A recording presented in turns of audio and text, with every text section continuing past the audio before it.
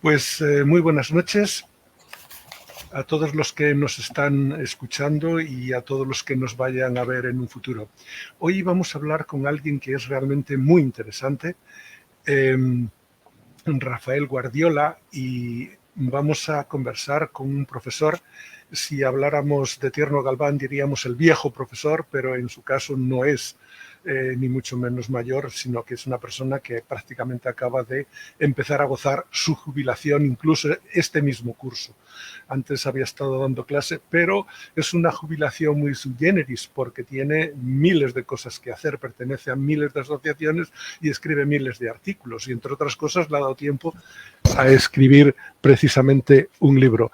Rafael Guardiola, muy buenas noches. Muy buenas noches, Nicolás. Encantado de estar aquí.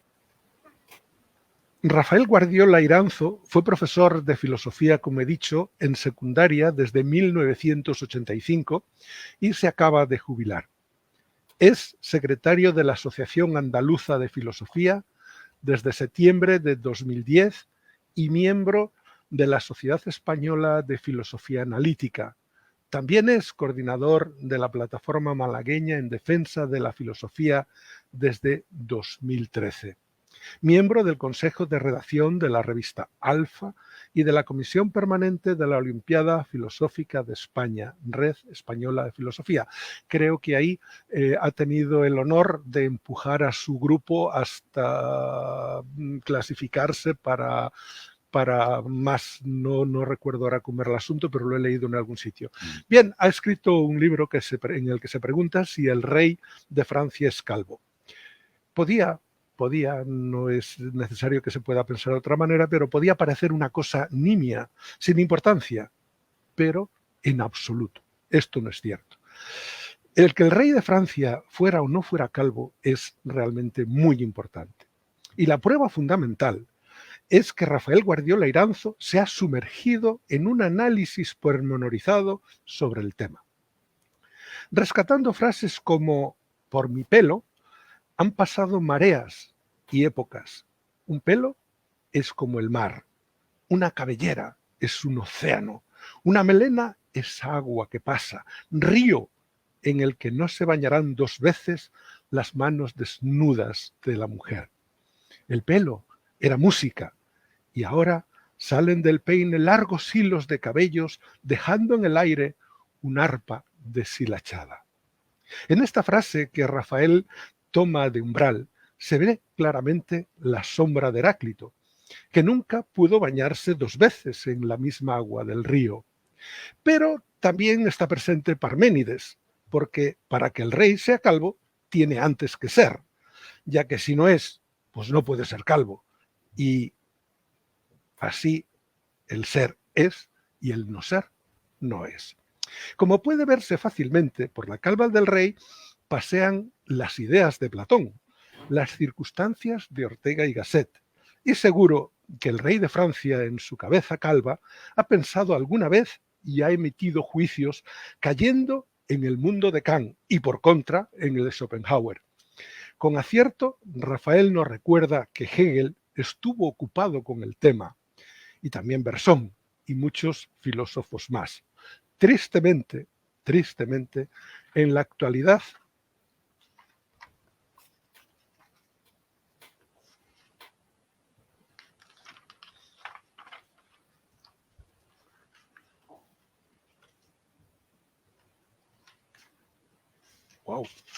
me faltó una hoja. Tristemente, en la actualidad, Pedro Sánchez le está jugando una mala pasada y se está empeñando en amargarle la existencia tratando de borrar la filosofía de los planes de estudio. Más o menos terminado la frase así. Rafael Guardiola, muy buenas noches. Muy buenas noches, Nicolás. ¿Cuántos pelos se necesitan que desaparezca para que una persona sea calva? Bueno, hay personas que son calvas de nacimiento y otras son calvas vocacionales, ¿no? En cualquier caso,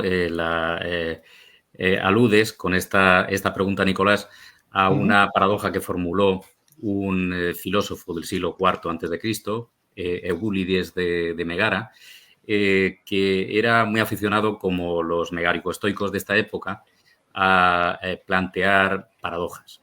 Las paradojas, como es el caso de la paradoja del calvo, que acabas de enunciar, nos sorprende cuando la escuchamos porque nos hace reflexionar sobre el poder, la existencia misma de la pluralidad y de la cuantificación de la realidad, ¿no? En cualquier caso, yo quiero poner de manifiesto que las paradojas son un impulso, constituyen un impulso magnífico para el pensamiento racional, para el pensamiento creativo, puesto que nos pone un espejo delante de nuestros ojos y nos hace reflexionar sobre el valor de las palabras y su capacidad para transcribir el pensamiento. Y bueno, pues citando a un filósofo al que admiro, que he admirado siempre, a Ludwig Wittgenstein, nos invita a reflexionar sobre si los límites del lenguaje son los límites del pensamiento, son los límites del lenguaje y viceversa, ¿no? Y en este sentido, filósofos de la tradición anglosajona, de la tradición analítica, más que de la tradición centroeuropea, nos invitan a reflexionar sobre las posibilidades que tenemos a través de la lógica de obtener una disolución, muchas veces podemos decir que parcial, más que total, de esos problemas que nos atrapan como consecuencia de un uso indebido del lenguaje. Wittgenstein decía que la finalidad de la filosofía, tal y como él la concebía, consistía en enseñar a la mosca a salir de la botella, a salir del mosquitero. Y de alguna manera es mi propósito. Y me da la impresión que también era el propósito de Eubúlides cuando hablaba de los pelos de un calvo. Bueno, pues después de esta pequeña introducción que nos indica un poco por dónde va el asunto, por dónde va a ir la conversación esta noche, nos preguntamos quién es realmente Rafael Guardiola Iranzo. Bueno, según Platón, soy un bípedo implume. Aristóteles diría que soy un viviente, animal, racional, dotado de lenguaje, con capacidad para vivir en sociedad. Y bien, yo creo que mi descripción lo voy a hacer como si fuera una cascada de cosas que me han interesado y en las que he intentado experimentar, de tal manera que mi vida, tengo la impresión y el deseo, no solo la impresión, de que mi vida se convierta o se haya convertido en un experimento, ¿no? Bueno, pues voy empezando por mis orígenes. Como por parte paterna soy hijo de un músico, de mi padre, que era compositor, director de orquesta, mi madre, pianista y cantante. Obviamente, quien me escuche adivinará que la música ha tenido una presencia en mi vida notable, desde mi mismo nacimiento, ¿no? La curiosidad que pueda tener también el espectador es saber si yo me dedico o no me dedico a la música. Bueno, pues a los 10 años decidí no seguir la enseñanza formal de música, si bien, según decían mis padres, tengo bastantes cualidades para ello, aunque no puedo vivir sin música. Y bueno, pues la música que yo practico es la percusión. Yo he tocado la batería y sigo haciéndolo. La música, digo, tiene una presencia notable en mi vida. También lo ha tenido el humor, puesto que he tenido la suerte de que mi padre se despertase y nos despertase en casa a las 4 de la mañana, por ejemplo, muerto de risa por algo que le había ocurrido ese día. Algo que evidentemente se puede considerar como una desgracia. En mi caso, cada vez me doy cuenta que tiene una importancia mayor, ¿no? El humor ha tenido una presencia notable en mi vida. También por la vía de mi abuela materna, Aracelia, a la que me refiero también en algún lugar del libro, ¿no? En el caso de la familia de mi madre, es especialmente interesante la figura de mi abuelo Ramiro, que además de ser relojero, enfermero, protésico dental, taxidermista, productor de su propio vino, En fin, un hombre polifacético. Además de ello, tocaba el violín con bastante destreza, ¿no? Digo, la música ha estado presente y tengo la esperanza de que esté presente siempre en mi vida, al igual que el humor, al igual que la pintura, puesto que desde muy pequeño pues me encantó expresarme a través del dibujo y de la pintura, y ya más o menos a los 10 años di mi primera clase particular, es decir, mi vocación de profesor está presente.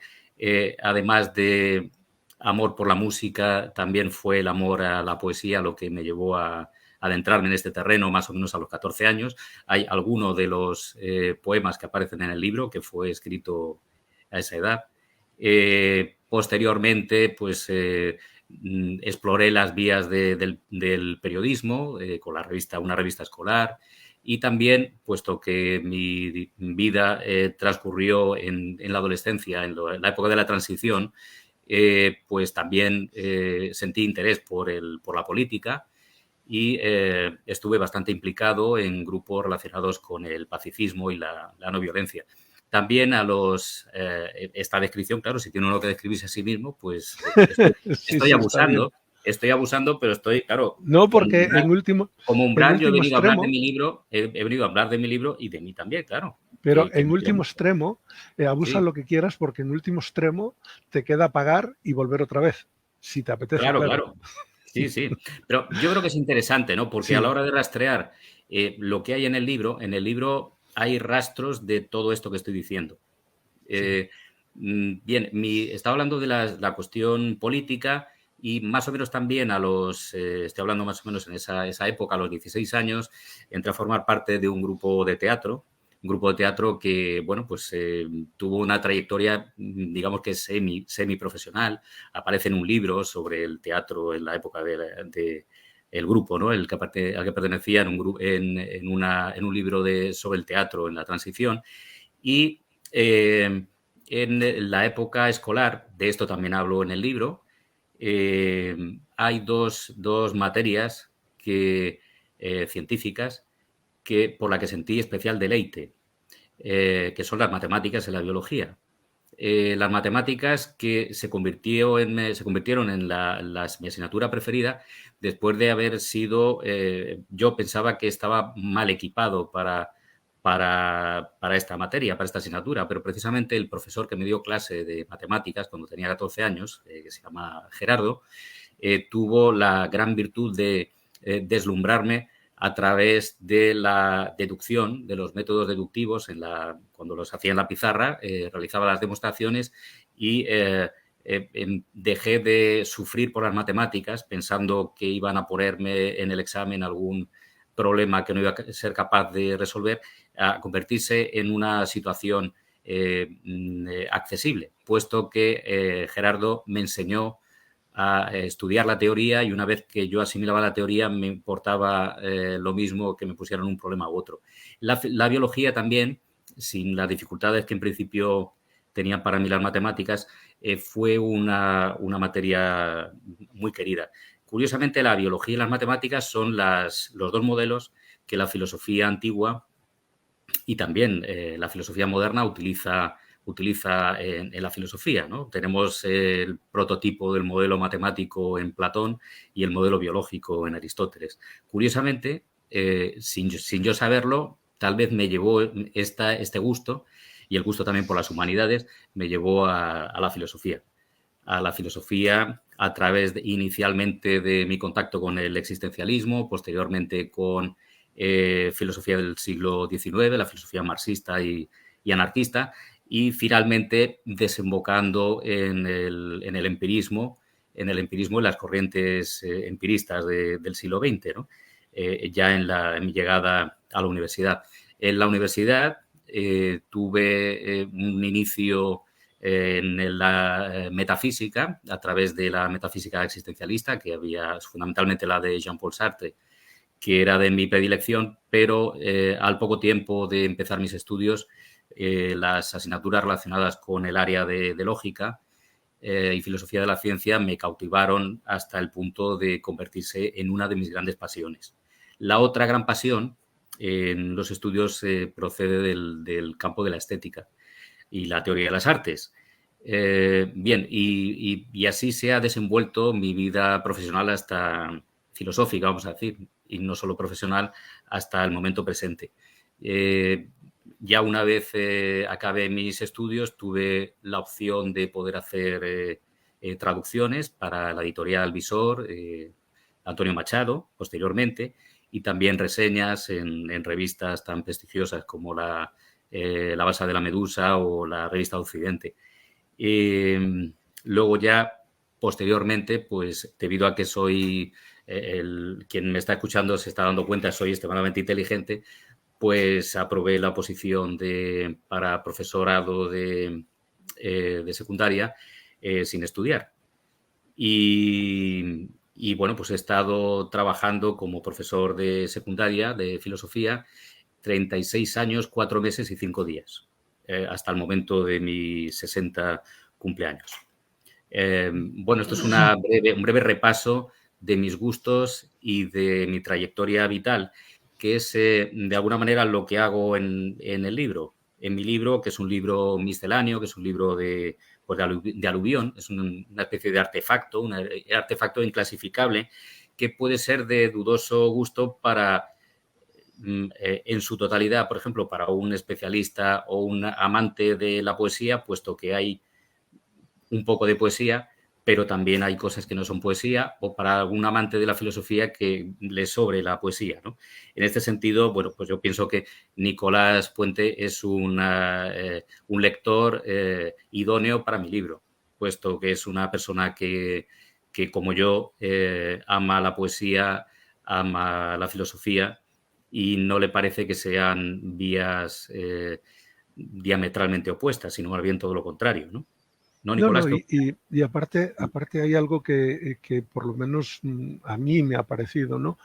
Es verdad, la poesía es poesía, pero tú no dejas de ser filósofo escribiendo versos. Es decir, algunos conceptos filosóficos quedan también ahí entre los versos, ¿no? Yo por lo menos me ha parecido así. Igual que las descripciones que haces, por ejemplo, cuando comentas las imágenes. Pero bueno, de eso hablaremos un poquito más adelante. ¿Cuáles son Claro, los esto que fantasmas? está diciendo Nicolás, no sé si te voy a pisar lo que vas a preguntar, pero yo creo que es importante que quede claro. Para mí, en este sentido, aunque no soy un devoto de María Zambrano, hay que decir que creo que una de las grandes virtudes de María Zambrano es colocar la situación donde yo la he recogido en mi libro, ¿no? Y es que la filosofía fundamentalmente ofrece preguntas, o buenas preguntas, en el mejor de los casos, ¿no? Ojalá en mi libro presente buenas preguntas. Y en la poesía, o en el arte en general, lo podríamos ampliar, quien está, el espectador o lector, lo que hace es encontrar respuestas. Y en este sentido, pienso que son complementarias. Es complementaria la actitud que yo, por ejemplo, defiendo en el libro. Si bien el libro inicialmente fue el resultado de una recopilación de materiales de las últimas cosas que había escrito en revistas digitales, lo cierto es que al leerlo y al releer mis textos, me di cuenta que tenían un hilo conductor. Hilo conductor que, como digo al principio del libro, el libro trata sobre la memoria y la música, o música y memoria, ¿no? Porque en la parte dedicada a cuestiones ensayísticas, la mayor parte de los artículos comienzan con una anécdota o con una situación vivida por mí y donde retrato aspectos de mi propia vida, ¿no? En este sentido, y la música, por si acaso el lector tiene curiosidad, la música no se convierte en el objeto principal de reflexión de lo que he escrito, sino que percibo una musicalidad importante en mi producción poética y trato de mantener esa musicalidad en la vertiente ensayística.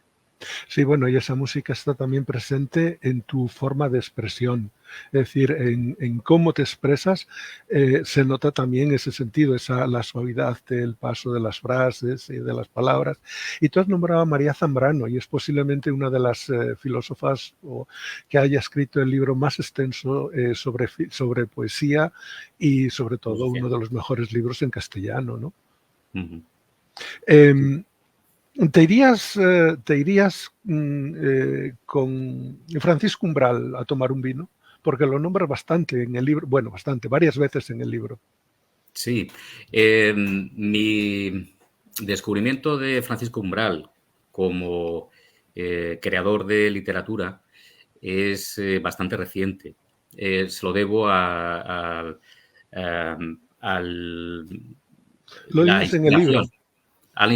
la inspiración de un amigo, de un gran amigo, de Sebastián Gámez Millán, filósofo malagueño, que es filósofo y poeta y tiene la gran virtud de regalar a sus amigos libros que a él le han gustado mucho, que le gustan mucho. Cada vez que quedo con Sebastián es como si vinieran los Reyes Magos, porque me regala un bien tan preciado para mí como son los libros. El, y un libro que me recomendó, cuya lectura me recomendó, es Mortal y Rosa, un libro de prosa poética de Francisco Umbral, vertiente que, digo, yo desconocía, porque yo Umbral sobre todo lo he seguido como periodista, Periodista. como autor de unos artículos singulares, unos artículos extremadamente personales, que me atraían, me atrapaban fundamentalmente por su perspicacia, su inteligencia y su ironía, ¿no? Pero el lirismo que percibí al leer Mortal y Rosa aparentemente no tenía nada que ver con los artículos, que sí lo tiene, evidentemente sí lo tiene. Pero en este libro que recomiendo desde aquí, es un libro que me atrapó desde el primer momento en su lectura y desde el primer momento además tuve la sensación de que Francisco que se ha perdido por cuestiones de tiempo a un gran filósofo como habría sido Francisco Umbral. Puesto que el tratamiento que hace del aspecto más dramático de su vida, sin duda, que es la muerte de su hijo, siendo niño su hijo, logra desprender una ternura y unas sensaciones mágicas en el lector, gracias a lo que estimo más de Francisco Umbral, que puede resultar paradójico para una persona que no haya leído la obra literaria de Umbral, digo que es su capacidad para hacer metáforas, unas metáforas fabulosas, como lo que acabas de leer, ¿no? O lo que has leído al principio, mejor dicho. Cuando hablando del pelo, compara el pelo como la llama que tenemos en la cabeza, ¿no? Y esa habilidad para serpentear gracias a las palabras y las metáforas, me parecía, por desconocido para mí, me ha parecido de lo más sorprendente que he leído últimamente, ¿no? Sí, entonces, evidentemente me tomaría un vino con Umbral, si bien una de las últimas, a Umbral creo que era bastante difícil poderle seguir en ese sentido, porque más que un vino, lo que invitaba Umbral era la borrachera. Como pude comprobar en el pub, en el café la Manuela, me parece que se llamaba, o Manuela, en, eh, en la plaza, perdón, en una plaza de Madrid, estaba precisamente escuchando a Agustín García Calvo en una tertulia que se organizaba en este café. Bueno, pues estaba Umbral con una hermosa señorita tomando lo que parecía ser whisky o bebidas más ásperas como que podría ser el vino, ¿no? Era difícil me imagino que la vena dionisíaca de Umbral poderlo seguir. La plaza del 2 de mayo ya me ha venido a la mente.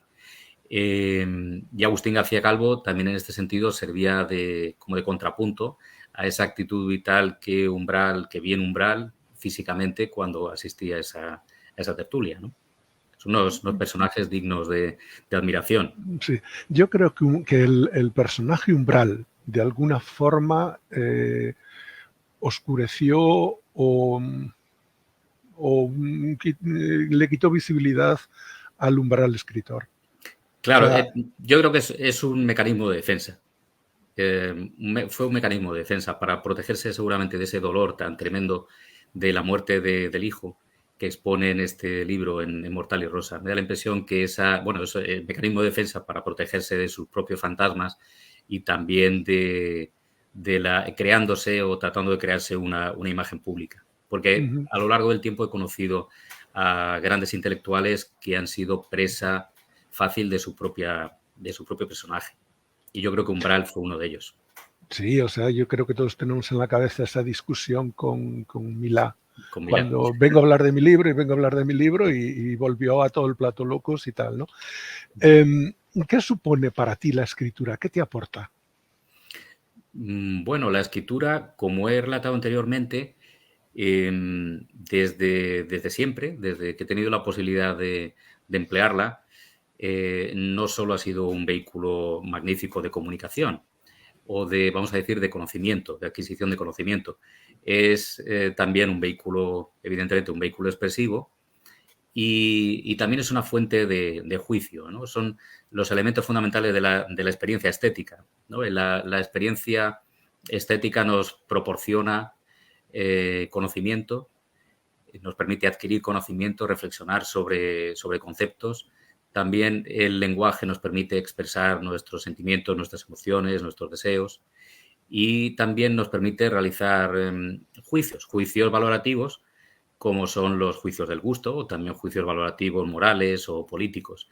En este sentido, la escritura, en tanto que el medio con el que logramos expresar el pensamiento, esperemos que sea el pensamiento racional, ¿no?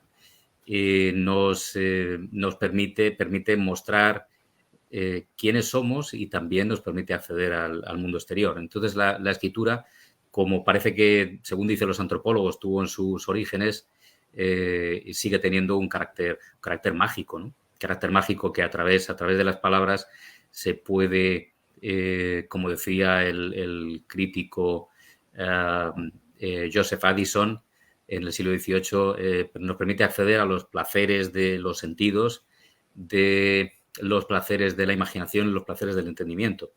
Entonces, evidentemente, para mí siempre ha sido un medio de obtención de placer. Yo creo que es de la manera más clara, yo creo que lo podríamos decir así, ¿no? Que es un medio para la obtención de un placer intelectual incomparable. ¿Y qué cosa dirías o qué elemento dirías que es, o sea, que sería para ti más interesante cara al lector de tu escritura? ¿Qué elemento subrayarías de tu escritura? Yo creo que el amor y el humor. Yo creo que es con lo que más me identifico, ¿no? El hacer una experimentación de mi vida y mostrar los rasgos que tiene esta experimentación en el terreno amoroso, el terreno erótico amoroso y también en la investigación, una investigación en el terreno de la belleza y el acceso a ese resorte mágico de la inteligencia que es el humor. Me gustaría que así lo pudiera reconocer el lector en aquello que lea de mi libro, ¿no? Y aparte hay un deje de ironía constante, ¿no? Que está ahí prácticamente apuntalado en cada uno de los escritos. Sí, como me han dicho ya muchas personas, ¿no? Pero recuerdo el director del instituto donde he trabajado 28 años en Málaga, estaba leyendo un libro, un ensayo breve de mi profesor Valeriano Bozal titulado sobre la ironía. Y vio el título del libro y me dijo, eso no te falta a ti. Me alegro de que lo reconozca, igual que me alegré mucho cuando una alumna al escuchar la manera en la que estaba explicando Aristóteles, dijo, elevando la voz, dijo: hoy va, está hablando como Eduardo Mendoza. Es de lo mejor que me han dicho, puesto que es un autor al que Claro. admiro. Y entonces, bueno, pues la ironía no me cuesta trabajo ponerla en práctica. Siento un apego hacia el recurso y además con el tiempo me he dado cuenta, como en este libro que he citado de Baliano Bozal, se defiende la ironía como un instrumento político. Y, bueno, pues es algo que curiosamente 2 de los libros que estoy leyendo ahora tienen relación con la ironía.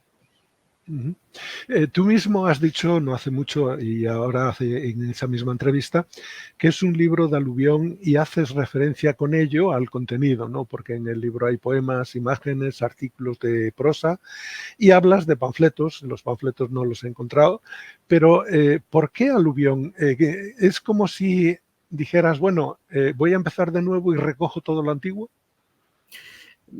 Puede ser así, sí. Yo creo que sí.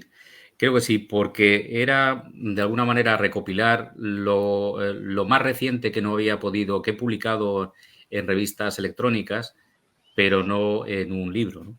Entonces era recopilarlo, darle unidad a aquello que presentaba aquí con una sustancia filosófica que recorre todo lo que hay ahí publicado, pero evidentemente tiene también ese sentido de poner fin a algo, una etapa tal vez, hacer un balance de esa etapa y iniciar otra, tal vez. Sí, yo creo que sí. Creo que tiene razón, Nicolás. Creo que es un libro, esta es mi visión personal, marcado por una visión humanista del mundo y como consecuencia por una preocupación directa por el hombre, por el ser humano, por sus deseos, por sus motivaciones. ¿Estás de acuerdo con esta forma de entenderlo? Sí, yo creo que sí, aunque juego a ser un anarquista de salón, pero en el fondo sí, yo pienso que sí, que defiendo una postura que se podría identificar humanista. Humanista, muy distanciada, evidentemente, del transhumanismo y una forma de pensar y de expresarme que trata de huir del relativismo que ha difundido el pensamiento posmoderno y amante de la ilustración. Pienso que la ilustración sigue siendo necesaria, que es necesario examinar los rasgos fundamentales de nuestra vida social, la sociabilidad, dándole una forma, un cambio de paradigma en el terreno político, que el terreno político está subordinado, curiosamente, a las ideas de aquellos que la ejercen, sin mantener una crítica, ¿no? En el terreno político, por ejemplo, veo la necesidad cada vez más grande de la teoría para sustituir esos modelos caducos, que son modelos del siglo XIX que todavía siguen imperando. He tratado, tú lo has comentado anteriormente, de llevar a cabo este programa, también este programa humanista, llevando a cabo lo que muchos pensadores denominan la filosofía de las instituciones, puesto que desde hace mucho tiempo pues, estoy tratando de dar una visibilidad social de la filosofía y de los productos filosóficos a través del movimiento asociativo y el humanismo, yo creo, volviendo a lo que decía anteriormente, que se puede reflejar en mi afición por el amor y por el humor, que yo creo que son 2 rasgos importantísimos del humanismo, ¿no? Puesto que concepciones antihumanistas o no humanistas o transhumanistas hacen un escasísimo uso del amor y del humor. Nos convierten al sujeto en una máquina y es algo que a mí me resulta inconcebible. Vamos, lo concibo, pero me parece que no es adecuado. Esta pregunta es para el profesor Sesudo y espero una respuesta frente a los políticos ineptos. Como europeos, ¿nuestras raíces tenemos que ir a buscarlas a Grecia? Bueno, es que hay múltiples raíces, ¿no? Claro, Múltiples raíces. Nos han contado que nuestras raíces están, por una parte, en Grecia, otra parte en la elaboración de Roma, y también nos hablan de la tradición judía, ¿no? Bien, yo creo que son indisociables también, es la influencia cultural de todas ellas. Hace poco he leído un artículo publicado en la revista Café Montaigne, un artículo Jesús Zamora Bonilla, un filósofo, magnífico filósofo, decano de la Universidad de Distancia, en el que precisamente habla de las raíces etruscas de nuestro ser europeo, ¿no? Que para los romanos tal vez sean o hayan sido históricamente más importantes los etruscos que los griegos, a quienes asimilaron poco, ¿no? Pero yo, si tuviera que poner énfasis en alguna de esas tradiciones, la tradición greco-romana y etrusca, ¿no? Y la tradición judía, pues siento una especial simpatía por la tradición griega. La tradición griega, sin dejar de admirar que el peso fundamental de nuestra civilización está en Roma. sí, por supuesto, tenemos raíces por muchos sitios, pero los que nos sacaron del círculo en el que en el centro había un señor con el dolor de cabeza y 30 bailaban dando voces alrededor de él y nos hicieron pensar en el interior de ese hombre que estaba ahí en el centro, precisamente fue Grecia, es decir, la que nos introdujo en el yo, en la búsqueda del saber, en la búsqueda de qué es la persona, etcétera. Eso fue Grecia, ¿no? Bueno, Grecia, pero fíjate, por ejemplo, lo que has comentado en lo que es el yo y el estudio de la identidad personal. Yo pienso que es, bueno, eso es lo que pensaba Hegel, ¿no? Que es sobre todo un logro del cristianismo. Y tal vez el cristianismo bebe en las fuentes del neoplatonismo, pero también bebe en las fuentes del pensamiento judío, ¿no? Entonces, en ese sentido, yo creo que está bien eh, reconciliarnos también un poco con la poderosa influencia del pensamiento práctico de un pueblo de pastores nómadas como era el pueblo judío, que tiene una importancia notable, por ejemplo, en nuestra concepción del tiempo. A diferencia es difícil que en el mundo actual veamos a alguien que tenga en Occidente, en Oriente sí, una concepción circular del tiempo, ¿no? Y en cambio lo que mantenemos es la concepción judía del tiempo y el desarrollo técnico, la idea, lo que Nietzsche hablaba también, ¿no? De ese sentido de la tierra, está muy presente en el pensamiento judío, ¿no? Y bueno, pues por casualidades de la vida, el curso pasado tuve ocasión de dar 10 talleres, que no eran propiamente conferencias, sobre un filósofo malagueño que nació en Málaga hace 1000 años, que es Ibn Gabirol, a quien los cristianos denominaron Avicebrón, y en el siglo XIX se descubrió que Ibn Gabirol y Avicebrón eran el mismo, que Ibn Gabirol, Salomón Ibn Gabirol y Avicebrón era el mismo, no era un filósofo árabe, ni era o místico árabe, ni tampoco era un filósofo cristiano. Resulta que eran el mismo, ¿no? Y esta herencia que, por ejemplo, recoge Ibn Gabirol, siendo un pensador judío, la herencia de Aristóteles que recoge la herencia de Aristóteles a través de los árabes, y el pensamiento y la expresión de la poesía lírica sufí o relacionada con el sufismo, es una amalgama magnífica, ¿no? Y entonces yo pienso que aun siendo un defensor a ultranza de los griegos, y teniendo siempre, como tengo, presentes al menos a Platón y Aristóteles, en casi todo lo que escribo, lo que pienso, reconozco que la herencia judía en el pensamiento occidental y en mí en particular es notable. ¿Rindes pleitesía a las ideas? No, yo creo que no. Que lo único que sacralizo, y me siento muy orgulloso de ello, es la presencia amante de mi mujer. Es lo único, creo yo, que tiene tintes sagrados en mi vida. Aunque mi mujer me dice que tengo la tendencia a sacralizar la belleza, por ejemplo, ¿no? Pero en este caso pienso que es una pasión egoísta en mi caso, ¿no? Porque lo que he hecho ha sido sacralizar la presencia de la belleza en mi mujer. Y yo creo que sí, que tiendo a hacer esa sacralización, pero los conceptos, las ideas me resultan respetables, pero al menos esa es la opinión que tengo de mí mismo, ¿no? No tengo tendencia a la mistificación de los conceptos. No siento ningún pudor en leer autores que puedan estar en un momento determinado en las antípodas de lo que estoy pensando. Al contrario, me parece lo más beneficioso, ¿no? Porque la tendencia que se tiene habitualmente o que tiene incluso el intelectual es la de leer aquellos autores que lo que hacen es confirmar sus propias opiniones, ¿no? Entonces, a mí me parece saludable el poder leer al enemigo, vamos a llamarlo así.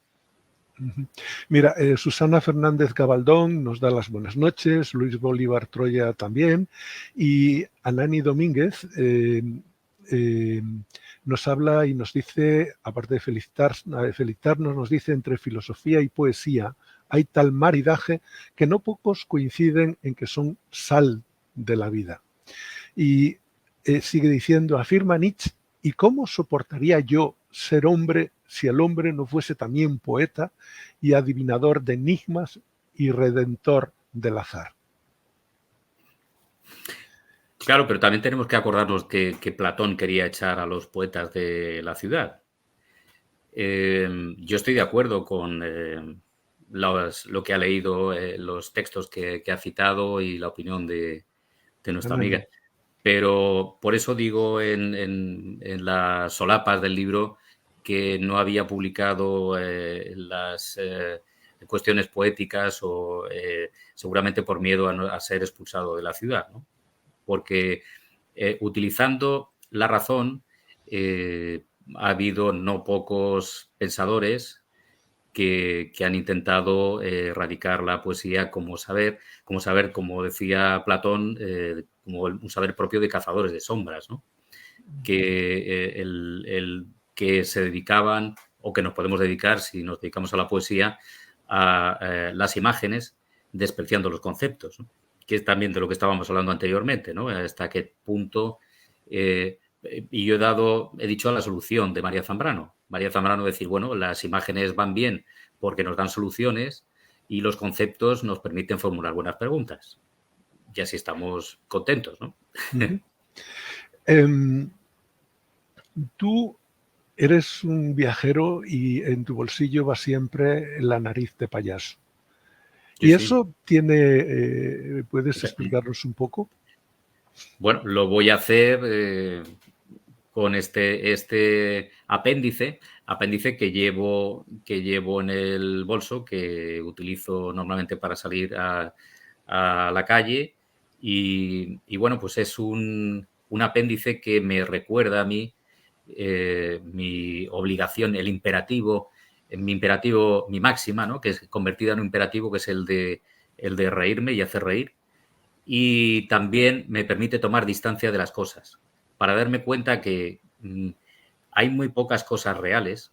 En la pandemia nos encontramos precisamente con la circunstancia que lo que estábamos viviendo era lo real, ¿no? Pero en otras circunstancias tenemos la duda de si estamos viviendo algo real o pertenece al mundo de las ideas de Platón. Pero la nariz me sirve para tomar distancia de las cosas y también para no tomarme en serio las cosas que no merecen la pena tomarse en serio, y luego también para recordarme que tengo que buscar el lado humorístico en todas las cosas, ¿no? Y es algo que he utilizado, que utilizo habitualmente, he utilizado también en algunos momentos para limar asperezas y tensiones que pueden surgir en circunstancias, y luego también para una cosa que me gusta sobremanera, que es hacer el gamberro. Si hay algo, creo yo, que puede definir la filosofía que me gustaría, en lo que consiste el guardiolismo, sería una filosofía gamberra. Ya me desprendo del apéndice. Tú explicas en el libro explicas precisamente el porqué de la nariz de payaso, ¿no? Y la pregunta es si en ese libro hay también algo de la tecné de Aristóteles. Claro, porque, bueno, tecné es saber hacer, saber producir algo, y es el término que es sinónimo de arte, ¿no? Y en el mundo griego, y en este sentido he tenido la intención cuando he hecho poesía o cuando he escrito aforismos o relatos cortos, saber hacer, saber producir algo, ¿no? Este objeto es un objeto, espero que sea un objeto diabólico, puesto que diabólica es la risa, ¿no? Como afirma Baudelaire en sus escritos sobre la risa, ¿no? Que es algo diabólico, puesto que nos hace que nos enfrentemos con nuestra propia inteligencia, nuestro propio entendimiento, que rima con pimiento, por cierto.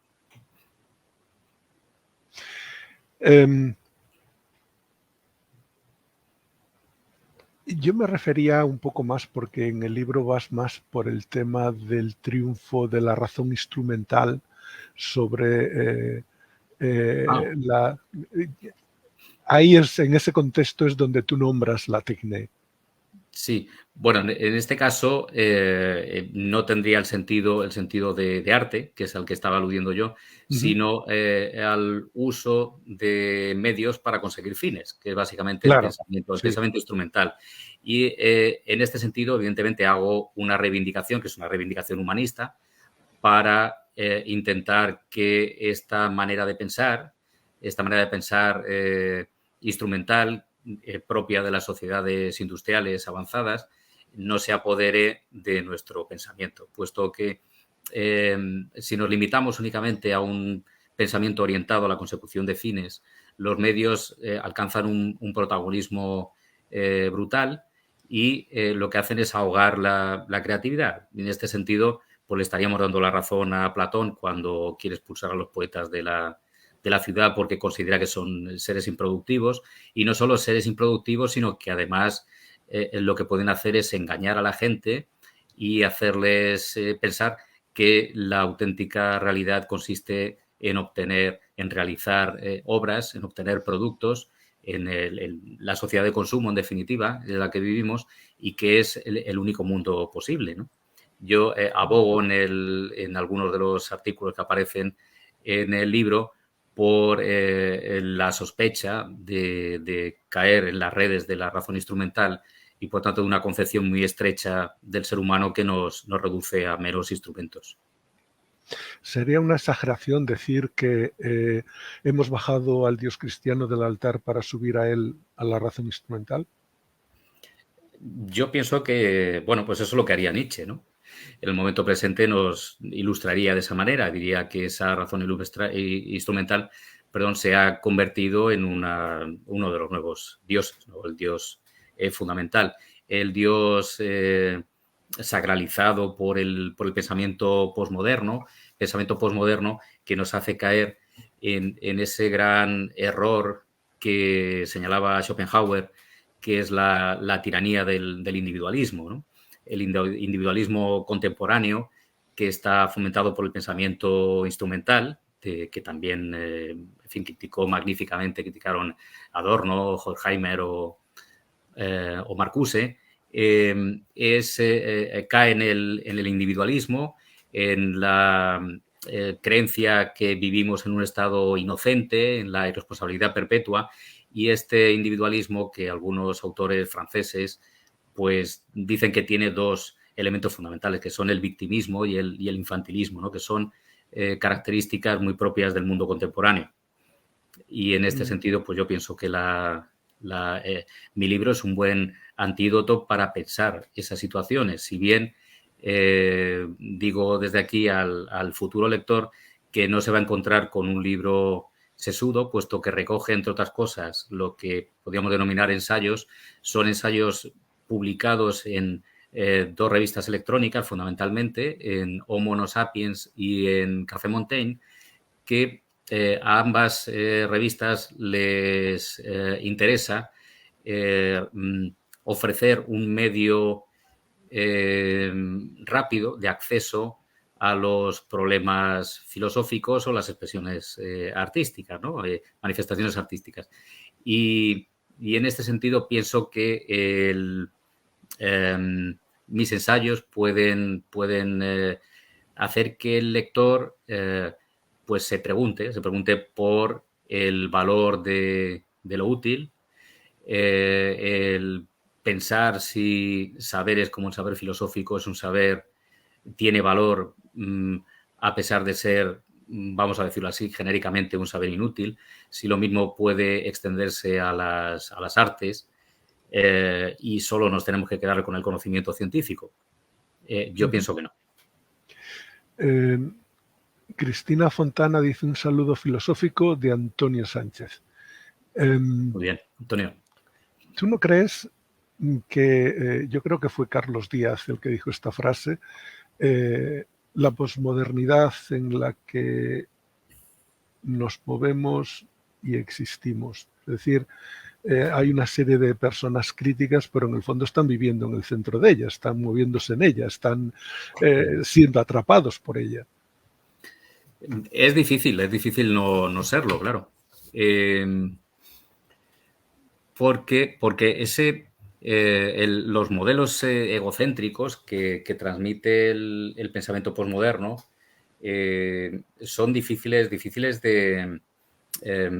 es difícil no sentirse atrapados por ellos, puesto que el pensamiento, ese pensamiento instrumental, está constantemente alabando y glorificando la publicidad. Y la publicidad lo que hace es mostrarnos un ser humano en plenitud, auténtico, que aspira a ello, que tiene deseos mil, es capaz de crear ilusiones todas guiadas hacia el consumo, obviamente. Pero por eso nos atrapa, ¿no? Nos atrapa esta manera de pensar en la que se nos promete y podemos lograr, si tenemos dinero para acceder a ello, a satisfacer nuestros supuestos deseos, ¿no? Pero lo cierto es que esta gloria que podemos encontrar en el terreno de la publicidad y del diseño, pues trata de compensar una experiencia dolorosa. La experiencia dolorosa, puesto que estamos hablando de una vida vacía, de una vida superficial, que produce hartazgo, que produce asco, incluso miedo, ¿no? Y todo esto se adereza en el capitalismo artístico del que habla Lipovetsky, por ejemplo. Uh-huh. Este capitalismo artístico lo que hace es, aparentemente, es ennoblecer estos detalles, esta cara de nuestro tiempo, que es una cara apocalíptica y poco deseable, ¿no? Pero evidentemente estamos viendo un deseo de a través de lo fácil, en lo cotidiano, a través de un entretenimiento vacío, incesante, el imperio de las prisas, de lo urgente. A través de ello estamos también encontrando satisfacción inmediata a unos placeres que yo pienso que son placeres menores, ¿no? Por eso la belleza, el amor, el humor son placeres que no son placeres rápidos, como estos de los que estaba hablando. Cristina Fontana te pregunta, ¿son tiempos estos propicios para la filosofía? Bueno, yo pienso que sí, para la filosofía, sí, en la medida en que yo entiendo por filosofía no solo filosofía académica, es decir, una interpretación general que aspira a ser universal de la realidad y de la relación del ser humano con la realidad, que aspira a ser total, razonada y autónoma, y que es fundamentalmente una teoría elaborada con conceptos. La filosofía afortunadamente, ya desde los griegos, también es el arte de vivir, también es la expresión y la conceptualización de modos para obtener una vida buena. Y en este sentido, yo creo que estamos en una buena época para la filosofía, puesto que el saber filosófico tiene unos rasgos que resaltan frente a la tecnociencia. El saber tecnocientífico se agota en el aspecto conceptual. En cambio, la filosofía, y si se realiza no solo como una teoría, sino como una práctica, si se lleva a cabo, si es una filosofía practicada, como le gusta decir a Antonio Sánchez Millán, por ejemplo, que ha entrado en esta conversación, que es un especialista, practicando la filosofía a través de talleres filosóficos, de cafés filosóficos, y un gran amigo. Si se realiza, es capaz la filosofía de poner unos instrumentos en manos de la ciudadanía en general que resultan saludables, puesto que les proporcionan o les puede proporcionar lo que desde un punto de vista laico podríamos decir que es la salvación. Tratando o logrando, mejor dicho, más que tratando, logrando tener experiencias que permitan un cambio, una transformación vital. Y puesto que la filosofía no la entiendo no solo en sentido académico, sino también en sentido mundano, como diría tu amado Kant, pues pienso que son buenos tiempos para la filosofía. Y además, buenos tiempos para la filosofía desde el punto de vista institucional, porque hay personas tan notables en las instituciones, en los movimientos asociativos como yo. Es cierto que la gente seria no osa poner en cuestión ni en duda el estatus de la ciencia y del conocimiento que presuntamente suministra la ciencia. Bueno, no sé. El problema, digo no sé, porque el dogmatismo está en todas las formas de conocimiento y la ciencia tiene en la práctica científica más que la teoría, una tentación hacia el dogmatismo. Han tardado los científicos muchísimos años en reconocer que las leyes científicas son enunciados de probabilidad, no son verdades absolutas. Pero en general, y volviendo a Tierno Galván, al que citabas en tu introducción, en un pequeño ensayo sobre Diderot, que estoy releyendo, comienza argumentando que el intelectual occidental, el problema fundamental del intelectual occidental es que fundamentalmente es triste, a diferencia de los intelectuales orientales, ¿no? El intelectual occidental tiene una tendencia apocalíptica, ¿no? Piensa que hay cosas horribles en el mundo que se van a producir y como consecuencia de ello se van a derrumbar las estructuras de la civilización. Y según Tierno Galván, esta visión es una visión exagerada. Y por contra, pone como ejemplo al intelectual oriental, ¿no? Que está, digamos que en mejor sintonía con el mundo natural y piensa que hay vías de esperanza, ¿no? El hecho de no tener esperanza debe ser, según dice Tierno Galván, un rasgo muy occidental. No sé si te has dado cuenta, llevamos una hora hablando y yo por mí estaríamos otra hora más. Entonces, y me ha saltado ya muchas preguntas que quizás en otro momento, si estás abierto y puedes, Sí, encantado. Seguimos conversándolas. ¿Hay algún género literario en el que todavía no te hayas inmiscuido y que realmente te gustaría hacer? Por ejemplo, sí, la novela, porque tengo una imagen de mí poco acorde con la novela. Y yo creo que sí, porque teatro, aunque no he escrito teatro, sí hice unos pequeños intentos cuando formaba parte del grupo de teatro, porque el grupo en el que estaba, durante el tiempo que yo estuve en el grupo, lo que queríamos hacer eran obras colectivas.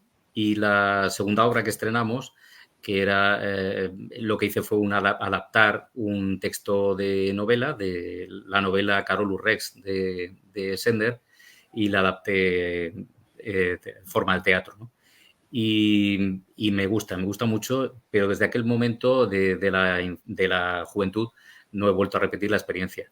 Y en el caso de la novela es algo que a pesar de lo que me dice muchas veces mi mujer, es un género que todavía lo encuentro muy lejos de mi manera de pensar el mundo. Seguramente son, como puede ocurrir con todo, prejuicios. Cristina Fontana dice, ¿cuáles son tus principales referentes poéticos? Bueno, pues es complicado también, ¿no? Pero yo creo que los dos autores que más me influyeron desde la adolescencia son Vicente Aleixandre y Blas de Otero. La voz del surrealismo de Vicente Aleixandre y el compromiso social, político y existencial de Blas de Otero. Yo creo que son dos poetas que han marcado un poco mis lecturas y gran parte de lo que he podido escribir. Me gustaría escribir de amor sobre amor como Pablo Neruda, y tener a lo mejor la agudeza de Octavio Paz o de Jorge Luis Borges. Pero yo creo que Aleixandre y Blas de Otero son mis dos referencias poéticas principales. ¿Podías, por favor, leernos algún poema? Claro que sí. Voy a leer.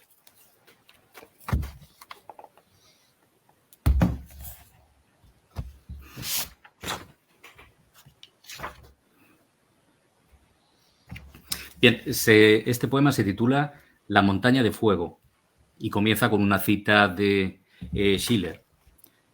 Dice Schiller: mundo encantado, ¿dónde estás? Vuelve, amable primavera de la naturaleza. Tu huella fabulosa solo habita en el país de la dulce poesía. Pero el campo quedó triste y despoblado. Ninguna divinidad se ofrece a la mirada. Solo queda la sombra de esta imagen cálida de vida. Y ahora empieza mi poema. ¿Dónde estás, mar? No te encuentro. No le digas a mamá que estoy aquí, en el maletero del coche, horizontal, quieta, muy quieta, conteniendo alegre la respiración y la negra sombra. Arranca, por favor, papá, y sal corriendo. ¡Qué gran aventura! ¡Date prisa, que nos pilla! Y la blanca sonrisa oceánica de mi padre, con la miel fragante de sus larguísimos dedos, y las blancas flores de los almendros, regias, prodigiosas, saludando nuestra muda huida, salpicando de silencio la digestión de la vega. Y tus manos, papá, poderosas, fortalezas, amantes, libres y firmes todo el tiempo sin tiempo. ¿Hemos llegado, papá? Dímelo, papá. ¿Hemos llegado por fin a la montaña de fuego? Me dijiste que por aquí pasaron los Reyes Magos, con el frío del invierno y su ocre procesión de camellos, cerca de la verja de la fábrica y del olor del cemento. ¿No habrán dejado aquí algún regalo para mí? ¿Ni siquiera las arrugas del delantal de la abuela? Con la ilusión inquebrantable de tu padre, la luna siempre es una dulce diosa, mar, que dibuja a mano alzada tu sombra azul que recorta alegre la silueta de tu afrutado sueño, acunado en las higueras, riendo. El campo nunca está triste, aunque siempre en silencio, solemne, como si fuera un entierro. No le digas a mamá que estoy aquí, tendida, horizontal, con las rodillas astilladas y riendo, contando los pájaros de la bandada y las flores nuevas de los viejos tiestos, soñando despierta, leyendo todo ávidamente, hasta las cuentas que en la pared hace el pescadero, con los ojos brillantes fastuosamente abiertos. Me gustaría darle mordiscos rojos a la roja manzana de caramelo, piensas, que me prohíben comer, que me incita al deseo, y hundir mi pequeña nariz y mi largo cabello entre los fértiles pétalos de las flores silvestres, en los labios abiertos del mundo encantado con el que me alimento y respiro siempre en silencio. Para nosotros, mar, será un cálido y vivo secreto, ojos encendidos, ojos muy abiertos. Ojos que sonríen en la montaña de fuego, ojos sin lágrimas saladas, secas, despiertas.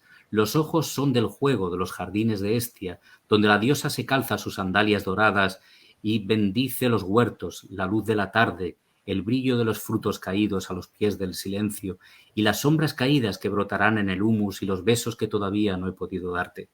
Esperan ver todos el látigo de los relámpagos de sangre de la montaña de fuego.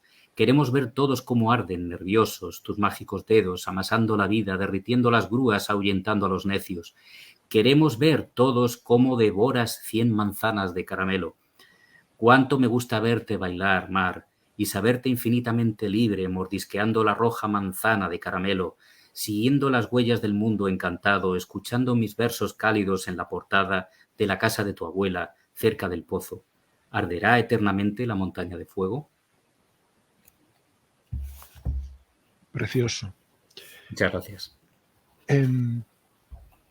¿Darías todos tus versos por un hombre en paz? Sí. Sí, yo creo que sí. Es el gran legado de Blas de Otero, precisamente en ese artículo, ¿no? La paz, la vida en paz y el disfrute del tiempo, sobre todo lo he podido constatar y percibir desde mi jubilación, son mis horizontes vitales. Es a lo que aspiro. Es a lo que aspiro. Tú sabes Sí. que estas frases están sacadas más o menos, ¿no? Y un poco interpretadas directamente de tus textos, de los textos del libro. Sí, ¿no? por eso. Por eso precisamente termino con la última pregunta y es, ¿ya llegaste a una conclusión o sabes por fin si Empédocles usaba sandalias? Llevo dándole vueltas desde hace muchos años, si usaba o no usaba sandalias. Lo único que sé es que no llevaba calcetines con las sandalias como hacen muchos extranjeros en la Costa del Sol. Eso yo creo que es lo único que puedo aseverar, que si llevaba sandalias no llevaba calcetines, porque era un griego. Pues ha sido una entrevista, por lo menos para mí, emocionante y sobre todo has estado realmente claro y Anani lo expresa en su intervención final. Excelente entrevista, ha sido un placer escucharlos. Preguntas muy interesantes, respuestas muy claras. El entrevistado ha revivido autores de gran importancia. Pues muchísimas gracias y si lo tienes a bien, pues en otro momento continuamos porque todavía nos queda que andar mucha jornada para entender un poco o bucear un poquito en este rey, si es calvo o no es calvo, en el rey francés, que realmente, por lo menos para mí, aunque un lector que no tenga una formación filosófica, por lo menos se va a quedar con lleno porque la forma de expresión, la forma en que está escrito es bellísima, es muy, muy buena, ¿no? Y luego ya si hay un poco de filosofía, por lo menos se estará en contra o se estará a favor, pero hay claridad en lo que se expone, en lo que se dice, aparecen autores por todos los sitios, nombras gente. Para mí ha sido todo un placer recuperar nombres, porque hacía tiempo, por ejemplo, que ya no se hablaba o no había escuchado de Lipovetsky, ¿no? Aunque yo sé que después ha escrito muchas cosas. Para mí ha sido una hermosa entrevista y espero que tú lo hayas gozado y lo hayas vivido también de esta forma. Así es, Nicolás. Muchísimas gracias por tu generosidad. Y yo lo único que quiero decir es salud, alegría y un poco de picardía. Muchísimas gracias y conectaremos en otro momento. Gracias a los que nos están escuchando y los que nos ven. Buenas noches. Buenas noches.